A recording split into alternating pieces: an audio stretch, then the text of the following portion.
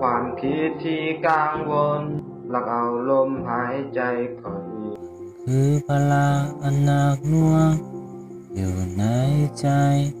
คอยตื่นนอนและสงสัยว่าอนาคตจะเป็นจังใด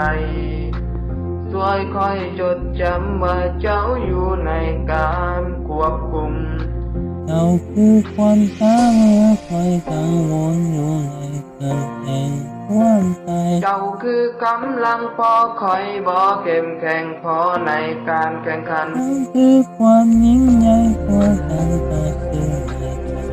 ต้องไปไว้วางใจพระเจ้าคอยจะบ่ย่านอีกต่อไป